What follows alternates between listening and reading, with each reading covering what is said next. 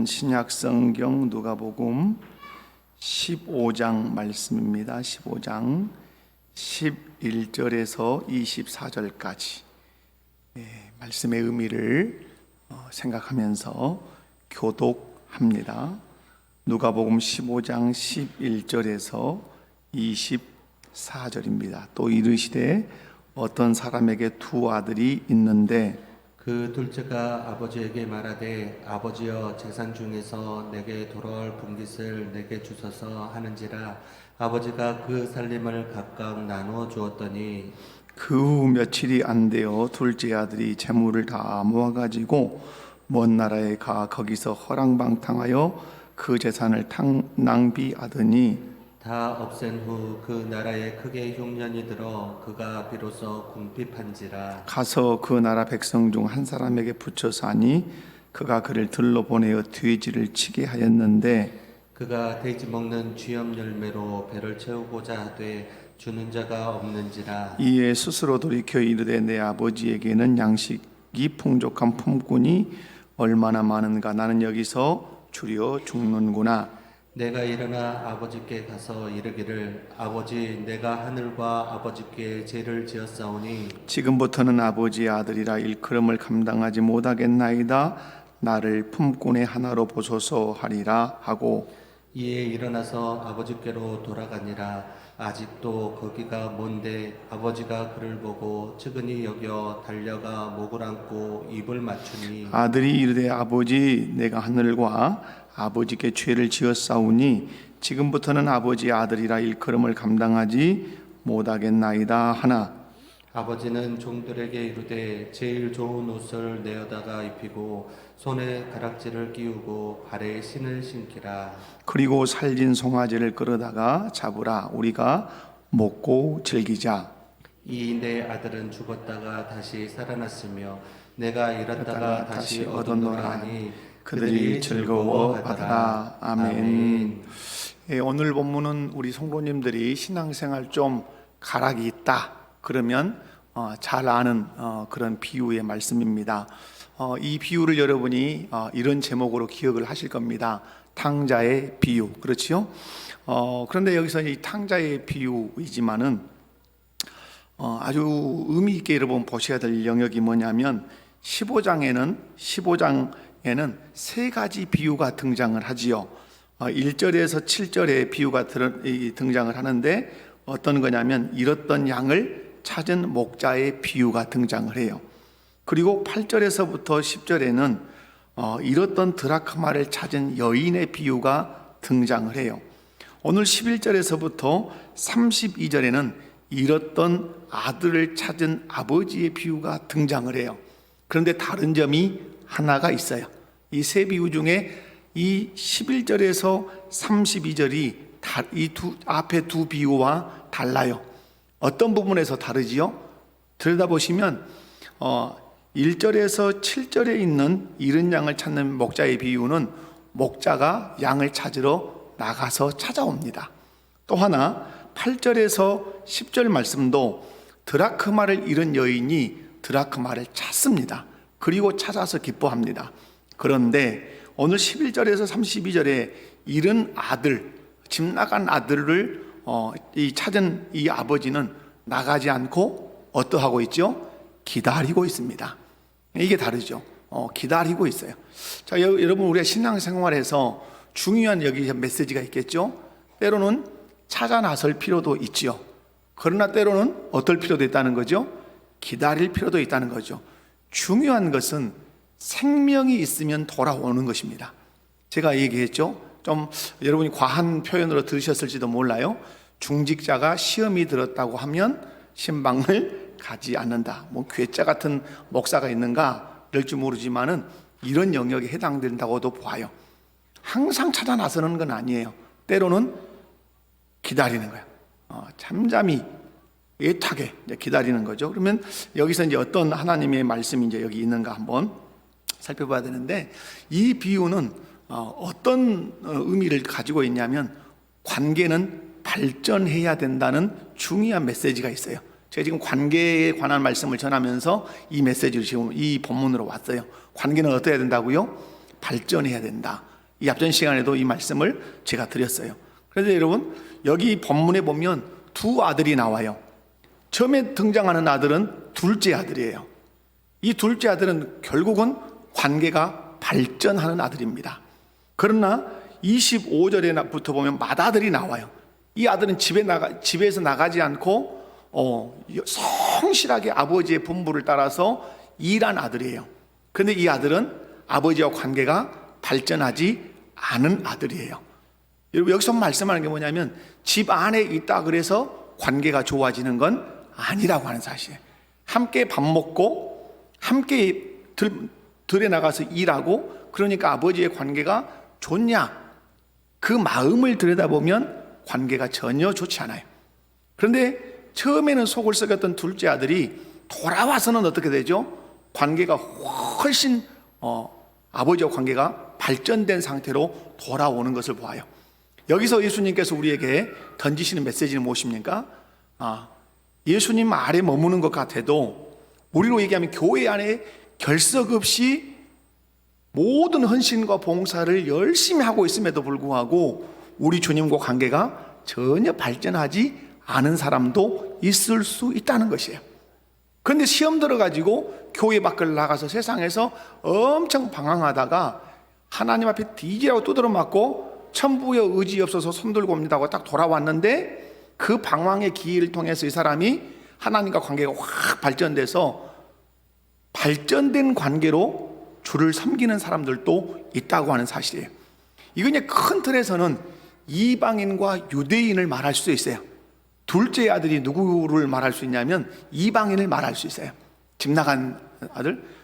큰 아들은 누구일 수 있어요?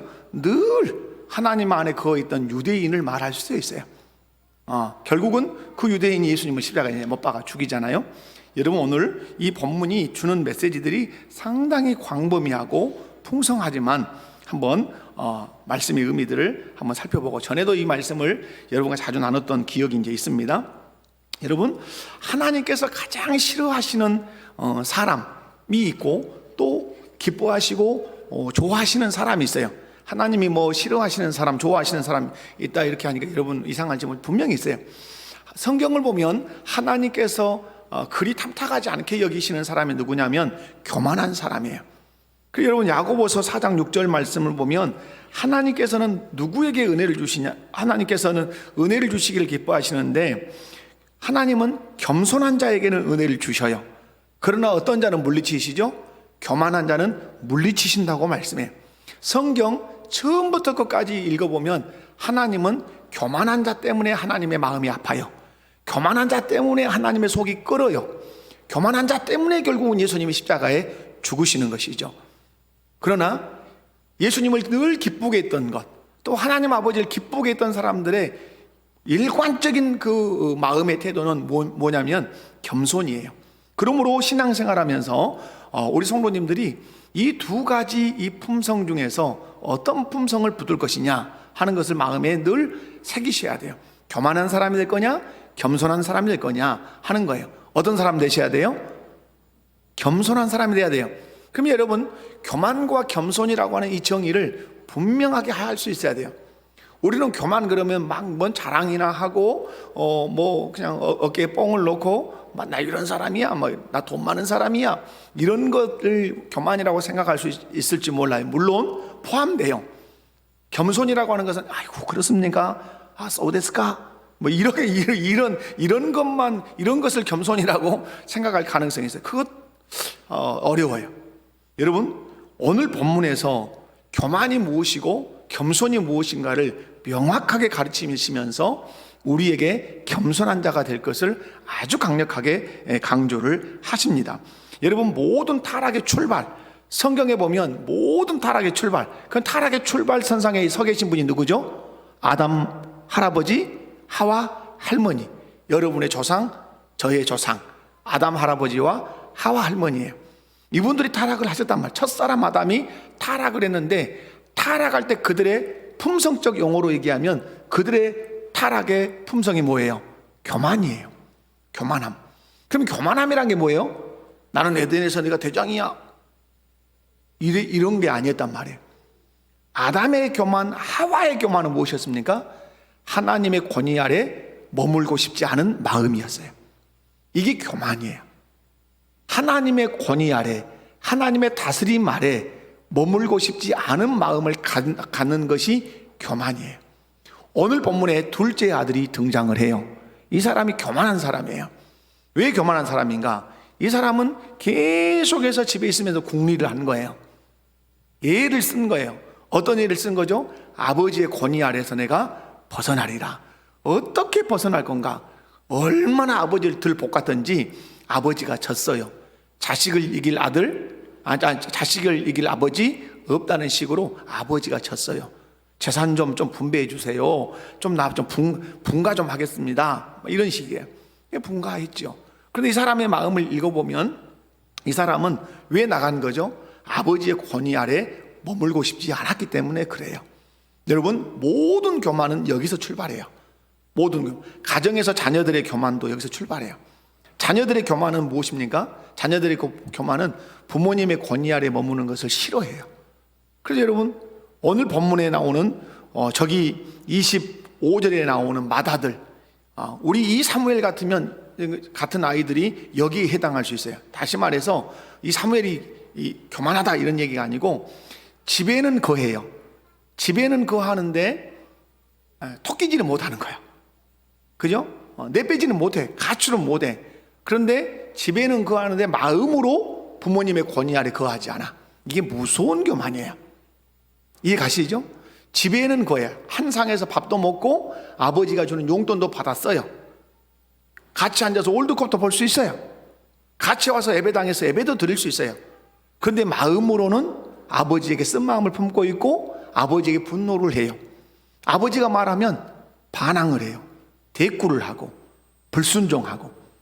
그래서 여러분, 지붕 아래에 있다 그래서, 한식탁 아래에 있다 그래서, 함께 소파에 앉아서 월드컵을 본다 그래서 그 아이가 겸손하게 부모님의 권위 아래 머물고 있다 말할 수 없을 수도 있어요. 그런 얘기 드렸잖아요. 너 저기 가서 서 있어. 이렇게 아버지가 말했어요. 근데 서 있어. 자기 가서 서 있는데 마음으로는 생각해. 내 마음으로는 안 서 있어. 난 의자에 앉아 있어. 이렇게 마음으로 이렇게 되뇌인단 말이에요. 이런 마음을 가질 수 있습니까? 없습니까? 있다 이 말이에요. 여러분, 교만이 무엇인가를 잘 생각하셔야 돼요. 교만이라고 하는 것은 우쭐댄다, 내 살림을 자랑하고 내 아들을 자랑하고 내 배경을 자랑한다, 이런 것이 교만일 수 있지만 이것은 지극히 2차적이고 3차적인 교만이에요. 가장 교만의 기본적인 것은 무엇인가? 하나님이 세우신 합당한 권위 아래 거하기를 싫어하는 것이에요.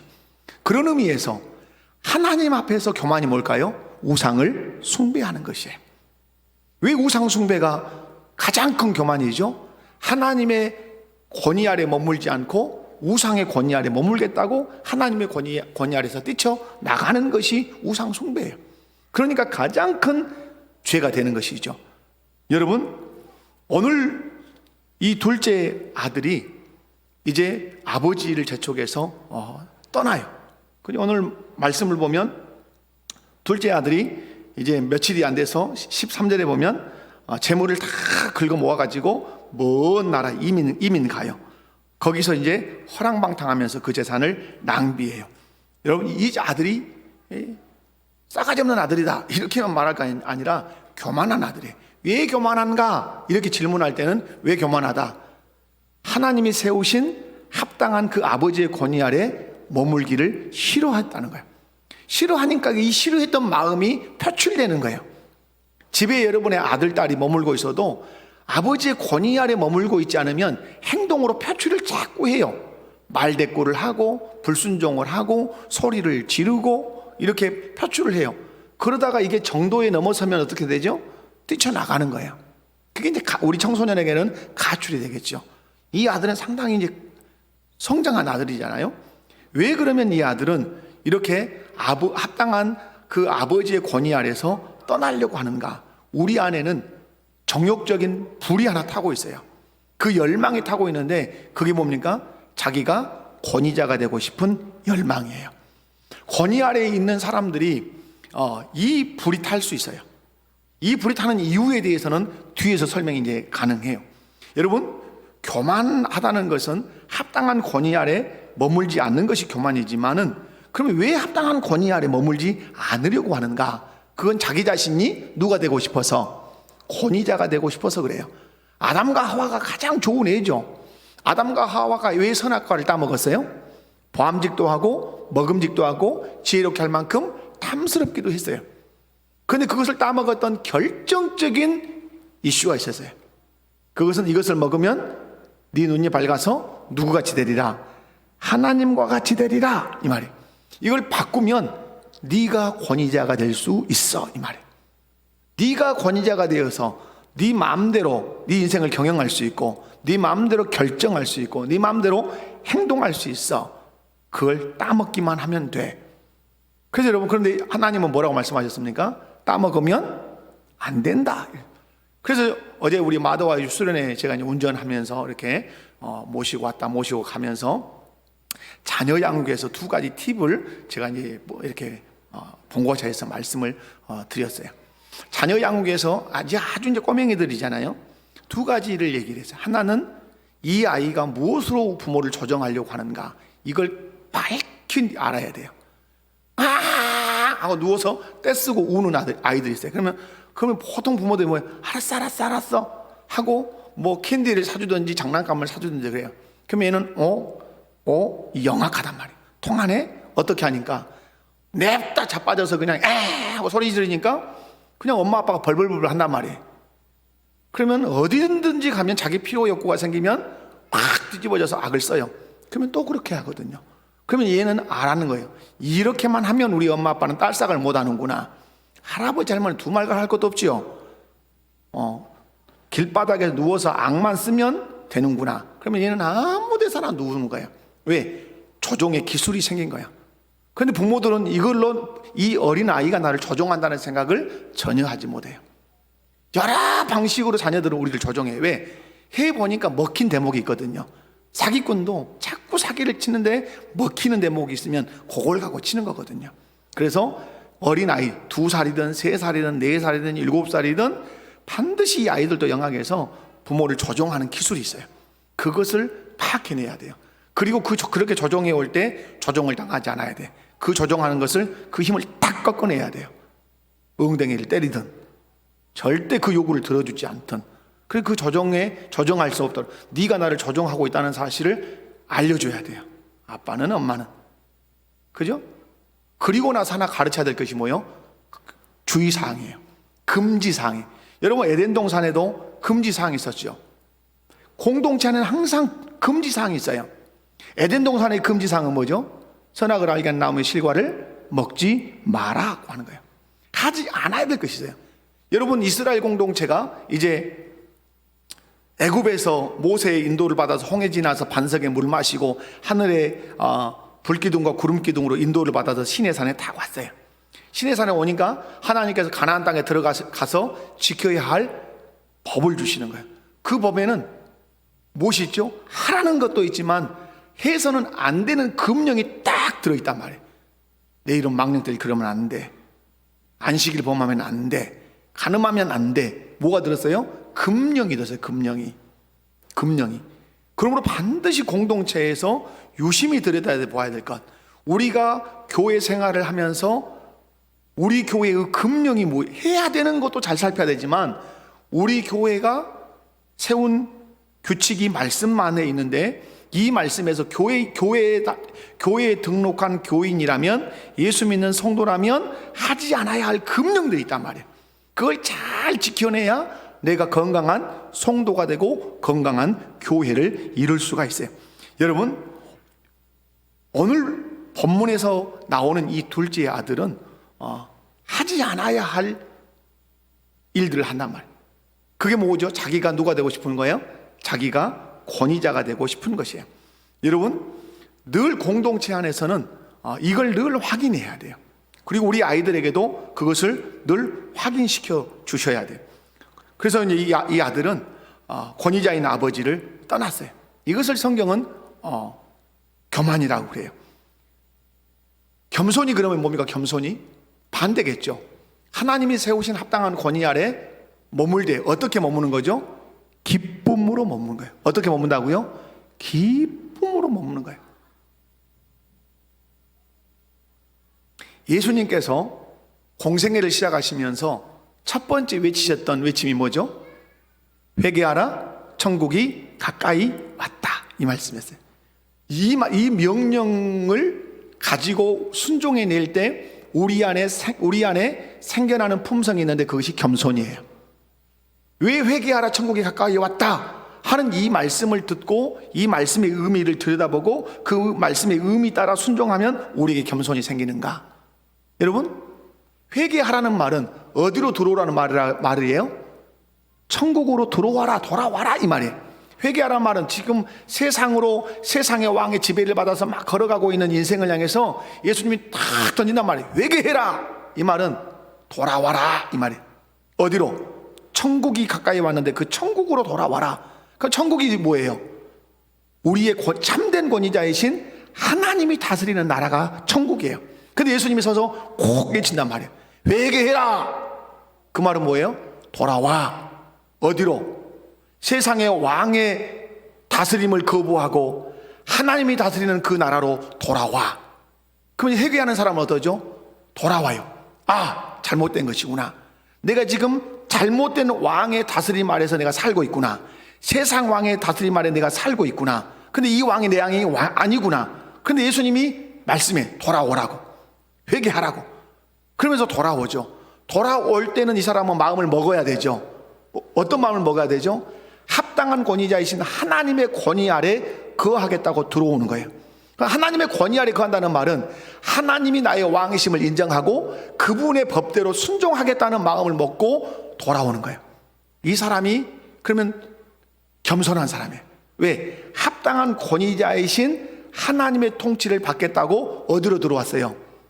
하나님의 다스림 속으로 돌아왔어요. 여러분이 예수를 믿고 세례를 받아서 교인이 됐어요.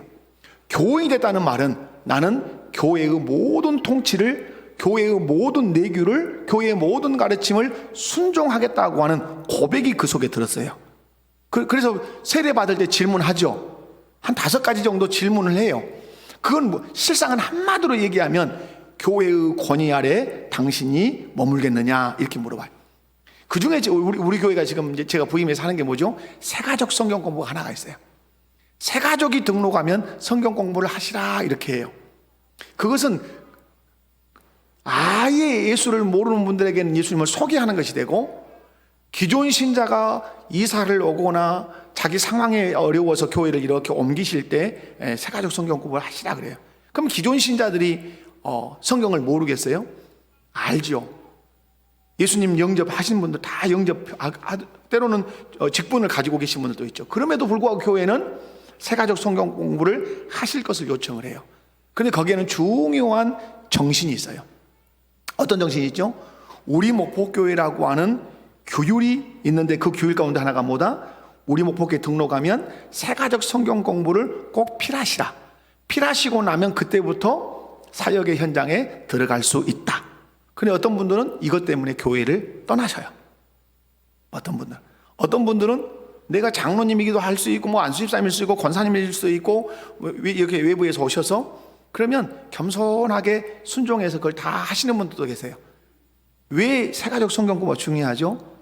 권위 아래 거하는가를 볼 수 있는 절호의 기회예요. 우리 목포교회라고 하는 권위 아래 거하는 분들은 그것을 겸허하게 순종을 해요. 받아들여요. 그리고 새가족 성경 공부를 하면서, 그러면 제가 첫 시간에 들어가서 뭘 설명할까요? 우리 교단의 마크를 설명을 해줘요. 녹색의 의미가 무엇이며 파란색의 의미가 무엇이며, 그리고 우리 교단이 추구하는 것이 무엇이냐를 설명을 해요. 그리고 제 목회 철학을 설명을 해줘요. 제가 이 교회 담임 목사 이정태입니다. 제가 우리 목포교회를 담임하면서 이런 철학을 가지고 제가 목회합니다. 교회가 하나님 나라를 지향하는 공동체가 되기를 원하고 이 교회의 머리는 예수 그리스도십니다. 그 그리스도께 순종하는 교회를 우리가 이루어야 합니다 하면서 설명을 쭉 해요. 그리고 우리 교회를 소개를 쭉 하죠. 이 부분이 아주 새가족에게는 중요해요. 무한 성경 공부를 시킨다고. 그리고 가시는 분들이 많이 계셔요. 뭐 여러도 아니 많이. 왜? 그게 왜 그럴까요? 이 교회의 권위 아래 안거한다는 뜻이에요, 그것이. 그런데 또 거기에 겸손하게 성경의 지식도 있고 뭐 신앙의 알통도 굵을 만큼 굵었고 이렇게 했던 분들을 할지라도 겸손하게 그것을 받아서 다 패스해서 여기서 새가족 수료식 하면 나오셔가지고 새가족 수료증 받고 선물도 받고 이렇게 하시는 분들도 계시죠. 여러분, 중요한 것이 무엇입니까? 중요한 것은 우리 마음 안에 내가 권위자가 되고 싶은 열망이 커요. 그리고 권위 아래 거하지 않으려고 하는 그 열망도 커요. 그런데 예수님이 제일 먼저 던지셨던 말씀이 뭐죠? 겸손하라는 것이에요. 겸손이 뭐다? 합당한 권위 아래 거하는 것이다.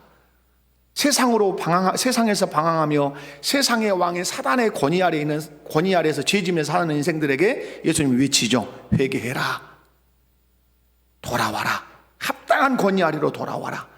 그 사람이 예수님의 권위 아래로 들어올 때는 마음에 인정하는 거죠. 예수님이 내 왕이십니다. 예수님의 말씀대로 내가 따르겠습니다 하고 들어온 사람이 구원받은 사람이 되는 것이에요. 사랑하는 성도 여러분, 겸손이 뭐고 교만이 뭔가 잘 생각하시기 바랍니다. 교만은 무엇이다? 하나님이 세우신 합당한 권위 아래에서 벗어나는 것이 교만이다. 이것을 누가 자꾸 충동질한다? 에덴 동산을 들여다보면 아담과 하와에게 사단이 계속해서 충동질해요. 여러분, 압살롬이 반역을 일으켰어요. 누가 되려고 반역을 일으켰죠? 왕이 되려고. 압살롬이 누굽니까? 다윗 왕의 아들이에요. 아들이 번쩍이는 칼을 빼서 아버지의 목을 탁 겨누는 거예요. 죽여버리겠다고. 내가 왕이 되겠다고. 마귀는 끊임없이 사람으로 하여금 권위자를 죽이고 자기가 권위자가 되게 하려고 충동질을 해요. 성경은 모든 교만한 자들은 이 흐름을 다 타고 간다는 사실. 그럼 겸손이 뭐라 그랬습니까? 하나님이 세우신 합당한 권위 아래 늘 머무는 것이에요. 인류의 죄는 그래서 이 교만에서 출발하고 있다는 사실을 여러분 기억을 하시고, 여러분이 믿음 생활 하다가 하나님으로부터 떠나고 싶은 생각을 이렇게 들 때 여러분 너무 힘들죠. 근데 내가 신앙생활 하기 싫다야, 이것은 교회가 서비스를 안 해줘서가 아니에요. 교회를 나 다니기 싫다, 이것은 교회가 무슨 서비스를 안 해줘서가 아니라 그의 영이 교만해졌기 때문에 그래요. 하나님의 권위 아래 머무는 것, 하나님의 말씀을 듣고 그 말씀대로 순종하는 것이 짜증난 거예요. 내가 내 마음대로 하고 싶은 거예요. 그래서 영이 교만해지면 하나님을 떠나는 것이에요. 여러분, 가정에서도 자녀들이 왜 가출을 하려고 하고, 가출을 하지 않더라도 집에 있으면서 왜 아버지를 자꾸 어머니를 반항하냐 말이에요. 아버지의 권위 아래, 어머니의 권위 아래 머물지 않고 그의 영이 교만해져 있기 때문에 그래요. 그럼 여러분, 그러면 이 사람이 어떻게 할 때 권위 아래 거할 수 있을까요? 아주 중요해요. 어떻게 할 때 하나님이 세우신 합당한 권위 아래 머물까요? 그것은 이 오늘 본문의 둘째 아들 보면 뒤에 보면 그래요. 나를 아버지의 아들이라 일컬음을 받기에 내가 합당하지 않습니다. 누구라 일컬어 주십시오? 품꾼. 이게 뭐냐면 마음의 무릎 꿇음이에요. 뭐라고요? 마음의 무릎을 꿇는 거예요. 왜 마음의 무릎을 꿇는다고 이렇게 표현을 했냐면 맏아들 때문에 그러는 거예요. 맏아들은 집에서 아버지와 함께 살아요. 식사도 하고, 새벽이면 일찍이 일 나갔다가 해가 지면 일하고 돌아와요.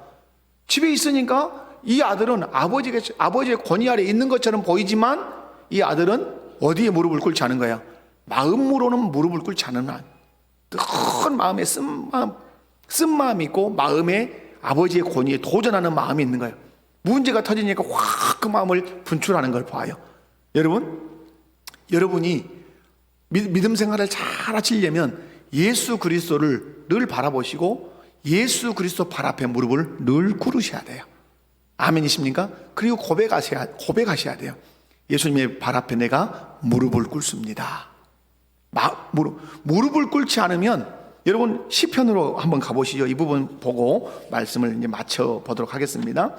드릴 말씀은 새터럭 같이 많은 날에 제가 드릴 수 있을 거예요. 시편 2편. 이 부분을 아주 제가 중요시 여겼습니다. 자, 시편 2편 펴셨습니까? 구약성경 시편 2편. 자, 2편 1절을 보면 어찌하여 이방 나라들이 분노하며 민족들이 헛된 일을 꾸미는가. 세상의 군왕들이 나서며 간원들이 서로 꾀하여 여호와와 그의 기름 부음을 받은 자를 대적하며. 자, 여기서 세상의 왕들이 합세를 했어요. 합세를 한 이유는 그들이 여호와와 그의 기름 부음을 받은 자, 누구예요? 기름 부음을 받았다면 이 사람이 누구예요? 이분이 왕이에요. 왕. 결국은 이분이 예수 그리스도를 상징을 해요. 자, 그러면서 3절에 우리가 그들의 맨 것을 끊고 그의 결박에서 벗어버리자 하는도다. 이게 뭐죠? 그의 권위 아래서 벗어나자 이 말이에요. 그의 권위 아래서 벗어나자. 그러니까 하늘에 계신 이분이 진짜 권위자시죠. 하나님이 참된 권위, 이 참된 권위자에서 벗어나자고 군왕들이 합세하니까 하늘에 계신 참된 권위자께서 그들을 비웃으십니다. 그러면서 6절에 내가 나의 왕을 내 거룩한 산 시온산에 시온에 세웠다 하시로다. 내가 그러면 여기 본 누구예요? 성부 하나님이시죠. 나의 왕을 거룩한 산 시온에 세웠다. 여기 나의 왕은 누구예요? 그러면 이건 메시아예요. 예수 그리스도란 말이에요. 그런데 이제 말해요. 쭉 넘어가면 다른 걸 놔두고 9절에 가면 내가 철장으로 그들을 깨뜨리며 질그릇같이 부수리로다 하시로다. 무슨 말씀이에요? 하나님의 권위를 거절하고 나간 자들은 내가 다 부숴뜨릴 거다. 이렇게 말씀해요. 그러시면서 하시는 말씀이 12절에 이렇게 말씀해요. 그의 아들에게 어떻게 하라? 입맞추라. 그렇지 아니하면 진노하심으로 너희가 길에서 망하리니 그의 진노가 급하심이라. 여호와께 피하는 모든 사람은 다 복이 있도다. 자, 메시아이신 예수 그리스도께 입을 맞춘다. 이 여기서 입 맞춘다는 말은 그의 발에 입을 맞추는 거예요. 어디 입을 맞춘다고요? 예수의 발에 입을 맞추는 거예요. 발에 입을 맞추려면 그에게 해야 할 중요한 행동 하나가 있어요. 그게 뭐죠? 무릎을 꿇어야 되는 거예요. 그러면 발 아래 무릎을 꿇는다는 것은 자기의 자존심과 자기의 모든 것을 내려놓지 않고는 발 앞에 무릎을 꿇을 수가 없어요. 그럼 무릎을 꿇어야 돼. 무릎을 꿇으면 꿇고 발에 입을 맞춰요. 이 말은 뭐예요? 발에 입을 맞춘다는 말은 당신이 나의 왕이고 나는 당신의 신하고 백성이라는 고백을 입맞춤으로 하는 거예요. 그런데 아들에게 입을 맞추지 않은 사람들이 하는 일이 뭐죠? 그것이 2장 1절에 민족들이 헛된 일을 꾸미는 거예요. 이것이 허사예요. 허사. 그리고 오늘 누가복음 15장에 나오는 둘째 아들이 아버지의 재물을 가지고 며칠이 못돼 다 긁어가지고 세상으로 가서 허랑방탕하게 살아요. 이것이 허사예요. 무슨 말인가? 합당한 권위자를 거절하고 나가면 그 사람은 반드시 허사를 경영하게 돼 있어요. 아들의 발에 입 맞추지 않고 연합하는 왕들이 지금 뭘 경영하는 거예요? 헛된 일, 허사를 경영하는 거예요. 이 허사를 경영하는 사람은 반드시 망해요. 자, 둘째 아들이 합당한 아버지의 권위를 거절하고 세상으로 나갔어요. 나가서 그가 경영하는 삶이 뭐였어요?